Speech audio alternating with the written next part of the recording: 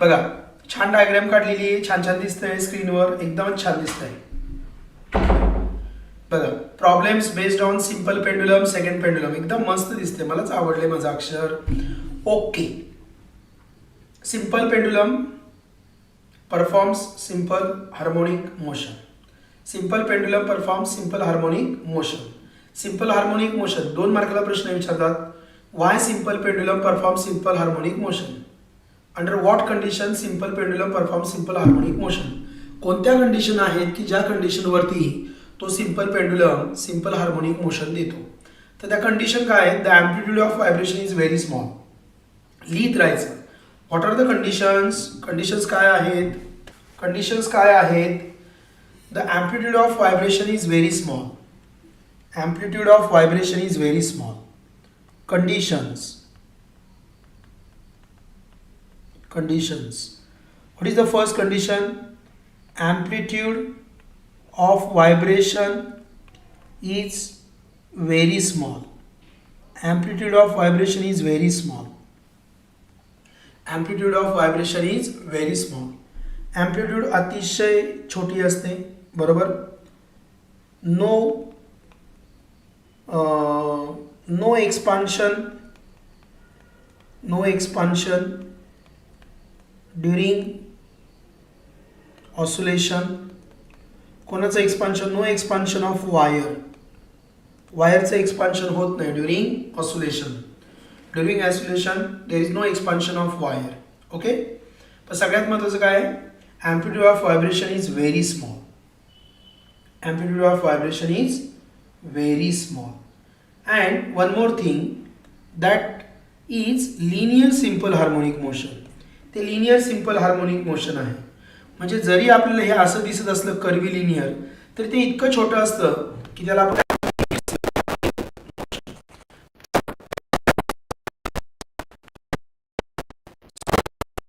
Formula is T equal to 2 pi under root L by G. T equal to 2 pi under root L by G. T equal to 2 pi under root L by G हा formula आहे. चलो next first question. Solve example number 5.10. Question लिहायचं आहे सगळ्यांनी. The period of oscillation of a simple pendulum increase by 10% when its length is increase bye.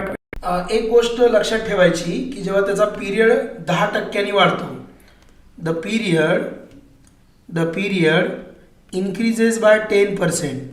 Period जेव्हा 10% वाढतो तेव्हा T2 किती होतो? 110. 10% वाढला ना. 10% वाढला म्हणजे काय झाला? अगोदर होता 100%, त्या 100% काय वाढला? 10%. म्हणजे T2 काय झाला? 110%. T2 झाला 110%. मग 110% म्हणजे काय हो? पण कोणाच्या? इनिशियलच्या. हे सगळं कोणाच्या संदर्भात? इनिशियलच्या, बरोबर. म्हणजे उद्या तुम्ही असे म्हटले पाहिजेत की क्लास इतका सुंदर झाला की माझे 10वीचे पर्सेंटेज 10% वाढले. 10वीपेक्षा माझे 12वीचे पर्सेंटेज 10% वाढले. 12वीचे पर्सेंटेज 10% वाढले. म्हणजे तुम्हाला जे काय 10वीचे पर्सेंट होते त्याच्यामध्ये 10% इन्क्रीज झालं, बरोबर. 10% इन्क्रीज झालं. पण हे कोणाच्या 10%? 10वीच्या. हे लक्षात घ्या, हे 10वीच्या. मग हे लिहिलं T1. So T2 equal to 110% of T1. मग 110 म्हणजे काय हो? 110% म्हणजे काय? 110% म्हणजे काय? 110 अपॉन 100 T1 म्हणजे काय? 1.1 of T1. So T2 equal to 1.1 of T1. T2 equal to 1.1 of T1. हे कळलं का? मला सांगा. कायमचा दुष्काळ संपवा. काय दुष्काळ होता? बघा 10% इन्क्रीज. फायनल व्हॅल्यू काय येते? 1.1 of initial. 20% increase. x2 equal to 1.2 of x1. 1% increase, मी 9% घेतो. 9%. x2 equal to 1.09 of x1. 1% increase. 1% increase म्हणजे x2 इक्वल टू किती झालं? 1.01 ऑफ x1.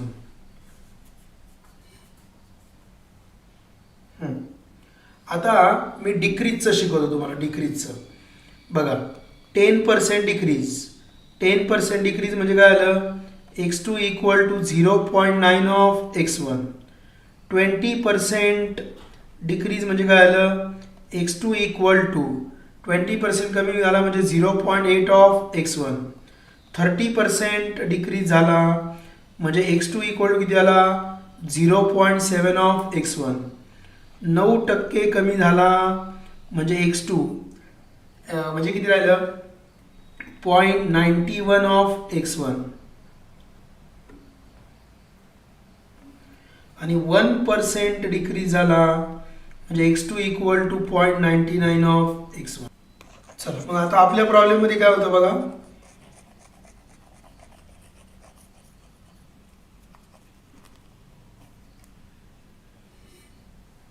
आपल्या प्रॉब्लेममध्ये काय होतं, in our problem given that x2 equal to 1.1 of x1, length is increased by, this by is very important, length is increased by, length वाढवली. Length किती वाढवली, 21 सेंटीमीटरनी, म्हणजे ओरिजिनल होती त्याच्यामध्ये 21 सेंटीमीटर ॲड केलं. आता हे झालं गिवन दॅट. मग आता आपल्याला विचारले काय, टू फाइंड काय विचारले आपल्याला, initial length L1 equal to question mark and initial period म्हणजे T1 equal to question mark. Okay, आता मला सांगा काय फॉर्म्युला आहे, T equal to 2 under root L by G. T equal to 2 under root L by G. Solution start झालं. मग काय येणार, कशाविषयी बोलले ते बोला. अरे T2 लिहायचा होता रे बाळांनो. T2 लिहिला का तुम्ही, T2 equal to 1.1 of T1. T2 equal to 1.1 of T1 लिहिलं का, बोला पटपट बोला, पटपट पटपट पटपट पटपट. हां, मग आपण कशाविषयी बोलले ते, टी आणि एल विषयी दिले. व्हॉट इज गिवन, टी आणि एल. मग असंच लिहायचं, this period is directly proportional to root L. मग T2 by T1 equal to root L2 by L1. हां, मग T2 बाय T1 किती आहे, 1.1 of T1 upon T1 equal to root L2. L1 plus 21 centimetre upon L1. मग T1 ला T1 cancel. So 1.1 equal to root L1 plus 21 upon L1. Squaring on both side, दोन्ही बाजूंचा square केला तर बघा 1.1चा square किती आला, 11चा वर्ग किती असतो, 121. म्हणजे 1.21 equal to L1 plus 21 upon L1. So 1.21 L1 equal to L1 plus 21. 1.21 minus L1 equal to 21. So 0.21 L1 equal 21. So L1 equal to 21 upon 0.21. So L1 equal to 21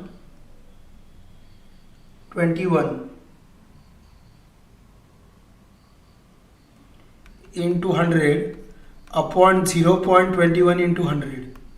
मग L1 किती आलं मला सांगा, 21 सेंटीमीटर आहे बरं का, 21 सेंटीमीटर आहे, 21 centimetre आहे ते. म्हणजे किती आलं, 21 into 100 upon 21. 21 ला 21 cancel. So L1 equal to 100 centimetre. Original length आली L1 100 सेंटीमीटर. हे झालं इनिशियल लेंथ. आता इनिशियल पिरियड काढायचा T1.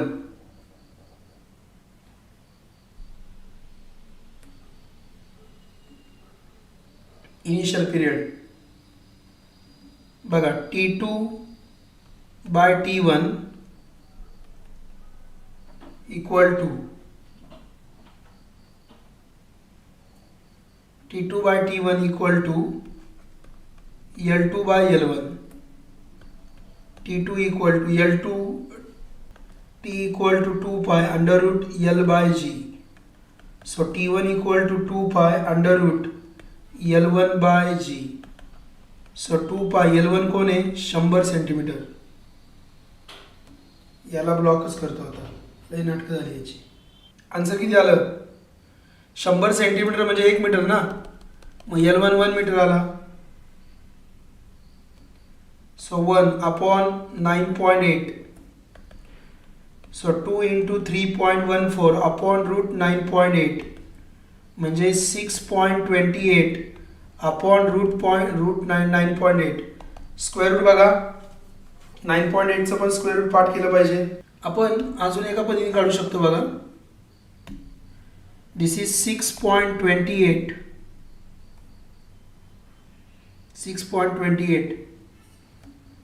Into 1 upon 9.8. मी 10 ने गुणलं 6.28 10 upon 98. 6.28 root 10 by this is 49 into 2. So 6.28 into root 10 upon 7 into root 2.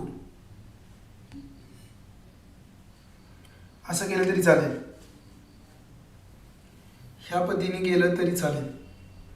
म्हणजे काय होणार? दिस इज 6.28 अपॉन 7 इंटू रूट 5. याच्यात रूट 5ची व्हॅल्यू टाका. चला नेक्स्ट क्वेश्चन. जास्त वेळ नाही खर्च करणार मी. हा प्रॉब्लेम आपण नंतर घेऊया समरचा. हा थोडा अवघड आहे.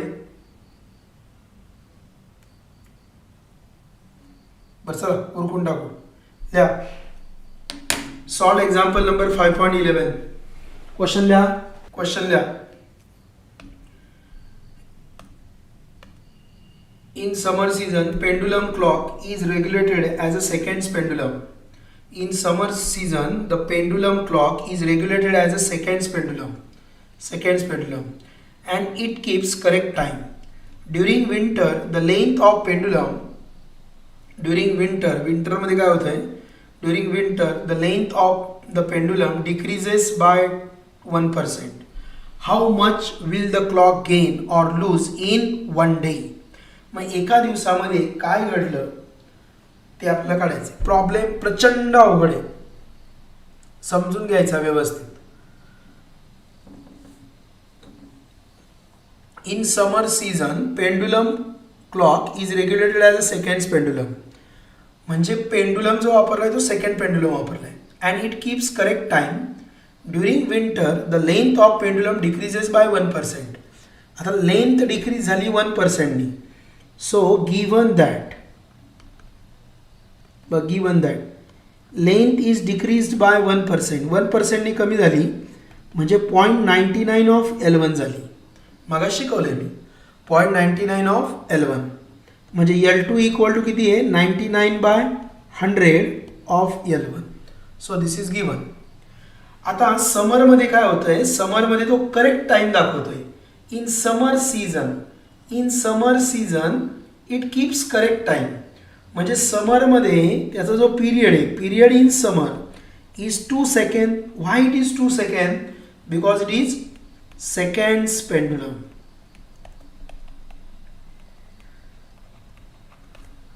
कारण तो सेकंड्स पेंडुलम आहे. It is seconds pendulum. Okay बघ आता काय होतंय, लक्ष द्या. आता तुम्हाला माहिती आहे T is directly proportional to root L. T equal to pi under root L by G. So T is directly proportional to root L. मग winter, period in winter divided by period in summer, it is equal to length in winter divided by length in summer. आता period in winter तर मला पाहिजे आणि period in summer किती आहे? 2 second. Length in winter, विंटरमध्ये length कमी झाली म्हणजे हे जे नोटेशन आहे हे जे टू नोटेशन आहे त्याच्याऐवजी मी असं म्हणेन length in winter, length in summer, length in winter, length in summer. मग लेंथ इन विंटर किती आहे? 99/100 of what LS divided by LS तर आहेच. म्हणजे TW इक्वल टू 2 इंटू √99/100 √99/100 म्हणजे period of winter equal to 0.99. Correct. Square root पहा याचं. Or you can do like this. तुम्ही असं पण करू शकता. दिस इज √99 बघा अपॉन √100 इज 10. मग पिरियड इन विंटर तो आला 1.99 second. period in his winter is 1.99 second. Okay, this is the period in winter. हा विंटर मधला पिरियड झाला. आता इन वन डे एका दिवसामध्ये विचारलंय. One day equal to 24 hours. So 1 day equal to 24 hours. 24 into 60 minute into 60 second. So 24 into इथं 3600 आले. So 1 day equal to 24 into 3600. So 1 day equal to किती आले बघा 86,400 second. 86,400 second. In one day त्याला जर मी 2 ने डिवाइड केलं तर हे काय येणार ऑसिलेशन्स. हे ऑसिलेशन्स येणार. कसं काय बरं. एक दिवस म्हणजे 86,400 सेकंद. एक ऑसिलेशन व्हायला 2 सेकंद लागतात. सेकंड्स पेंडुलम आहे. सेकंड्स पेंडुलम आहे. सेकंड्स पेंडुलमचा पिरियड 2 सेकंद आहे. म्हणजे एक ऑसिलेशन व्हायला 2 सेकंद लागतात. मग 86,400 सेकंदामध्ये किती ऑसिलेशन होती तर डिवाइड बाय 2 केलं. So 1 day it is equal to किती आले 43,200 ऑसिलेशन्स. एवढे ऑसिलेशन झाले 43,200.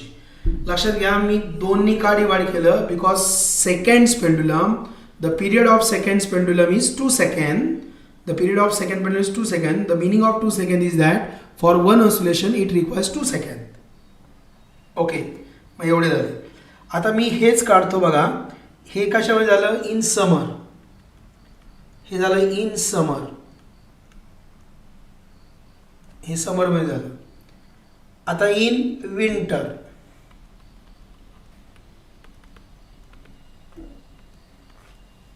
इन विंटर बघा 1 डे इक्वल टू किती आलं 86,400 सेकंड. आता 1 डे इक्वल टू काय 86,400 याला 1.99 डिवाइड केलं एवढे आले ऑसिलेशन्स. मग हे ऑसिलेशन किती झाले हे किती झाले हे जर केलं तर इथं 43,000 इथं 200 होते 43,417 43,417 एवढे ऑसिलेशन झाले. मग आता डिफरन्स काय झाला. डिफरन्स इन ऑसिलेशन्स किती 43,200 सॉरी मोठा नंबर घेतला पाहिजे 43,417 मायनस 43,200 म्हणजे किती झालं 217 ऑसिलेशन कमी झाले. हे ऑसिलेशन्स 217 गुणिले 2 एवढे सेकंड झाले बरोबर. म्हणजे किती झाले 434 सेकंड. 434 सेकंड म्हणजे किती 7 minutes and 14 seconds. एवढं तो काय करणार आहे गेन करणार आहे.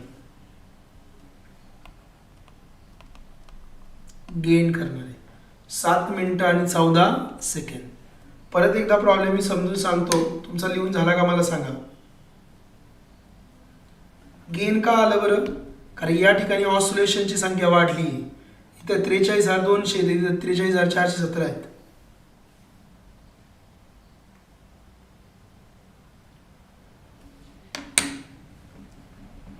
येऊन घ्या, मी सांगतो परत एकदा तुम्हाला. बघा परत एकदा, what is the problem. Problem काय, पहिला प्रॉब्लेम समजून घ्या. समर सीझन आहे, विंटर सीझन आहे. पेंडुलम सेकंड्स पेंडुलम आहे. समर सीझन आहे, विंटर सीझन आहे, पेंडुलम सेकंड्स पेंडुलम आहे. समर सीझनमध्ये काय होतं, समर सीझनमध्ये सेकंड पेंडुलमचा पिरियड 2 सेकंद असतो, बरोबर. आता त्यांनी वन डे विचारला आहे. 1 डे म्हणजे 24 hours मल्टिप्लाय बाय 60 म्हणजे मिनिट्स, मल्टिप्लाय बाय 60 म्हणजे सेकंड. एवढे सेकंद झाले, बरोबर. म्हणजे सेकंद किती झाले, 86,400. त्याला आपण 2 ने डिवाइड केलं. का बरं, मला नंबर ऑफ ऑसिलेशन काढायचे. The 2 second, the meaning of 2 second is that it is the period of seconds pendulum. The meaning of period is that time taken by a particle to complete 1 oscillation. मग एक oscillation करायला 2 second लागले. मग 86,400 सेकंदामध्ये किती oscillation होतील, 43,200 एवढे oscillation झाले, बरोबर. आता लेंथ काय झाली, लेंथ कमी झाली, 1% लेंथ कमी झाली, म्हणजे 90% उरली. गुड. मग मी कम्पेअर केलं पिरियड आणि लेंथ कम्पेअर केली आणि त्याच्यावरनं पिरियड काढला 1.99 सेकंद. मग विंटरमध्ये काय झालं, 86,400 सेकंद जे एका दिवसाचे होते त्याला 1.99 ने डिवाइड केलं तर किती आले, 43,417. इथं किती बघा, इथं 43,200 कशामध्ये, याच्यामध्ये समरमध्ये, आणि याच्यामध्ये किती 43,417. म्हणजे विंटरमध्ये ऑसिलेशनची संख्या वाढली. मग 43,417 minus 43,200. So the decrease in difference in oscillation is of 217. 217 ऑसिलेशनचा डिफरन्स आहे. पण एका ऑसिलेशनला 2 सेकंद लागतात, म्हणजे सेकंद झाले 434. And 434 means 7 minutes and 14 seconds एवढं गेन केलं. हा सगळ्यात टफ प्रॉब्लेम आहे, सगळ्यात टफ प्रॉब्लेम पुस्तकातला. कळलं का सांगा. ओके, बघा next question. A simple pendulum performs simple harmonic motion of period 4 seconds. याचा पिरियड 4 seconds दिला आहे. How much time after crossing the mean position will the displacement of the bob be 1/3 of its amplitude. बघा हा आहे unsolved question number 13. Question लिहा. Write down question first. A simple pendulum performs simple harmonic motion of period 4 seconds. How much time after crossing the mean position? After crossing the mean position, will the displacement of bob is 1/3 of its amplitude. So the displacement is 1/3 of amplitude. Given that त्याचा period दिलाय 4 second, displacement दिलंय 1/3 of amplitude. Displacement दिलंय 1/3 of amplitude एवढं दिलं तुम्हाला, बरोबर. काय काढायचंय, how much time, to find time. आपल्याला टाइम काढायचा आहे, find time. How much time after crossing the mean position will the displacement. Yes, time काढायचा आहे. आता मी तुम्हाला सांगितलंय जेव्हा टाइम येतो तेव्हा कोणता फॉर्म्युला वापरायचा. बघा सांगा, मी शिकवलंय जेव्हा टाइम येतो तेव्हा कोणता फॉर्म्युला वापरायचा. सांगा, जेव्हा टाइम येतो तेव्हा कोणता फॉर्म्युला वापरायचा. शिकवलंय मी. टाइम आणि पिरियडमध्ये फरक आहे.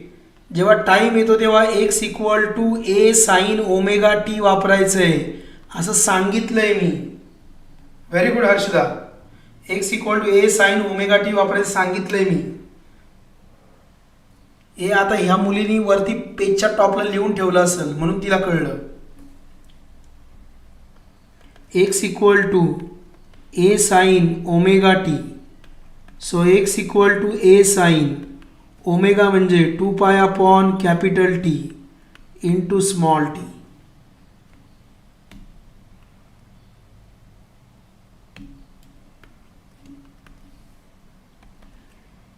एक्स किती आहे 1/3 of A sign 2 pi upon 4 into T. एला A cancel, so 1/3 equal to sine of π/2 into T. मग आता हे काय आलं sine inverse of 1/3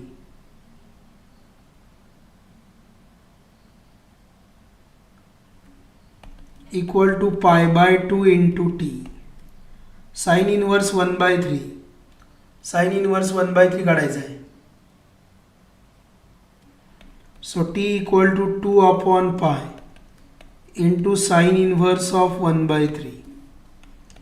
so T equal to 2 upon pi into sine inverse of 3 ने भागिले होणार 0.333. नॅचरल साईनमध्ये जाऊन बघायचं आहे. नॅचरल साईनमध्ये जाऊन बघायचं आहे. नॅचरल साईनमध्ये so T equal to 2 upon पाय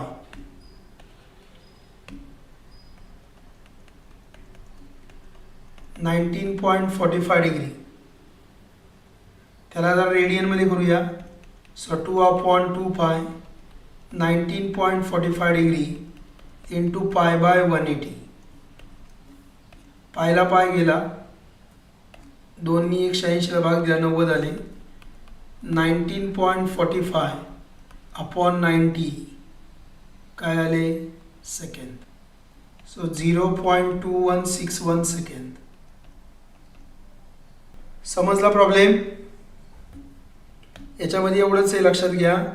साइन इनव्हर्स ऑफ 0.333 हा 19.45 आला. त्याला π/180 ने मल्टिप्लाय केलं, उत्तर काढलं. Next question. Write down next question. Page number question number unsolve 14.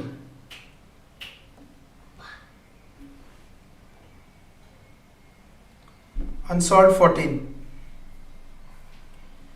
A simple pendulum of length 100 centimeter. A simple pendulum, unsolved problem number 14. A simple pendulum of length 100 centimeter performs SHM. Find the restoring force. काय काढायचं आहे? Restoring force acting on its bob of mass 50 gram. त्याचं मास 50 gram आहे. When the displacement from the mean position is 3 centimeter. When the displacement from the mean position is 3 centimeter. A simple pendulum of length 100 centimeter. Length is 100 centimeter. 100 centimeter means 1 meter. Find the restoring force. F विचारलाय. F विचारलाय.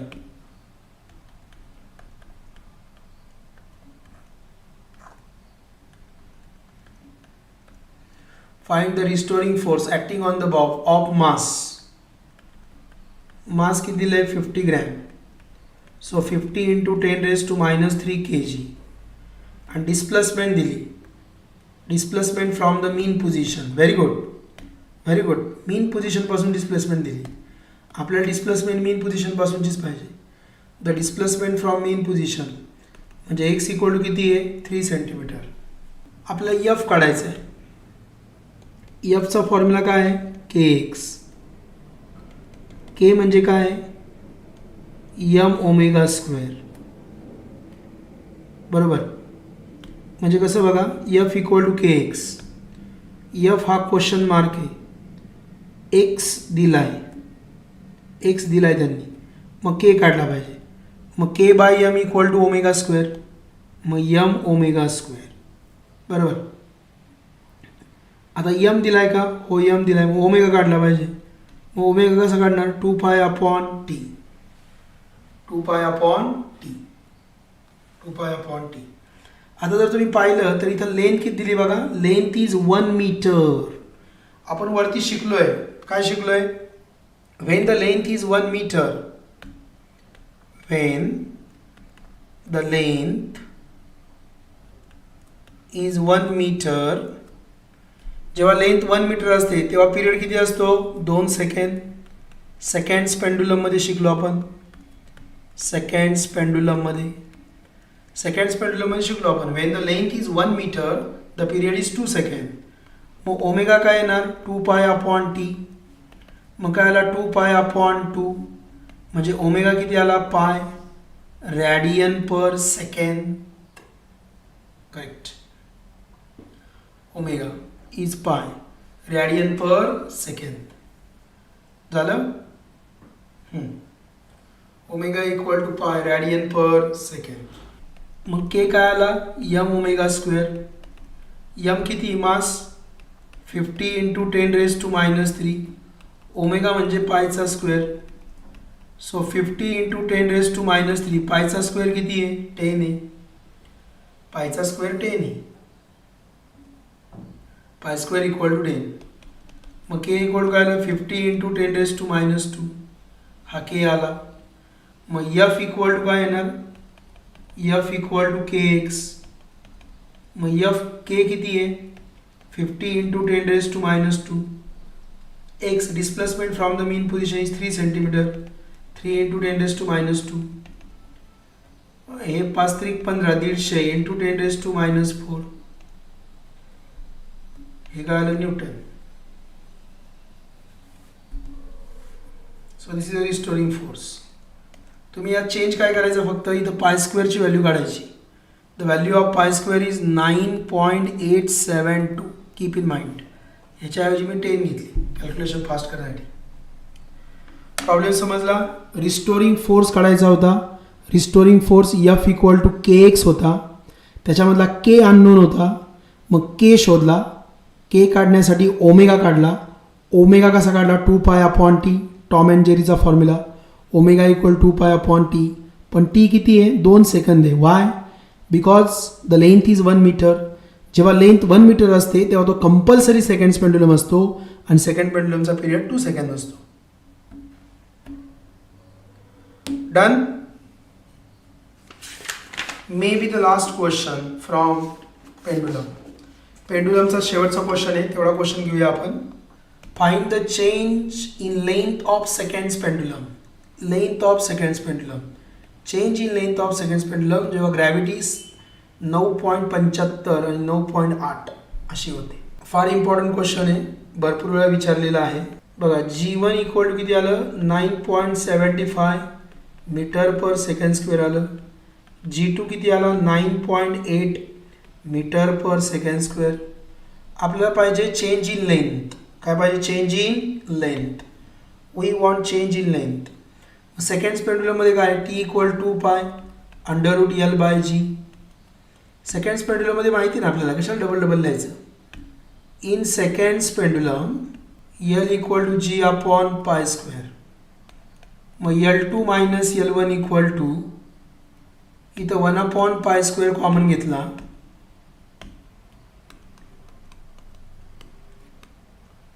G2/G1. So 1/10 मांडला. G2 किती आहे? 9.8 minus 9.75. So 1/10 याला 80 करायचे म्हणजे किती राहिले? 0.05. मग किती आलं बघा? 0.05 अपॉन 10 म्हणजे किती आलं? 0.005 एवढं मीटर. प्रॉब्लेम समजला का सगळ्यांना? आपला फॉर्म्युला होता L equal to G upon pi square for seconds pendulum. समजलं सगळ्यांना? कळलं? थांबूया आपण आजच्या लेक्चरला इथेच. ओके, चलो थांबूया आपण या ठिकाणी. धन्यवाद.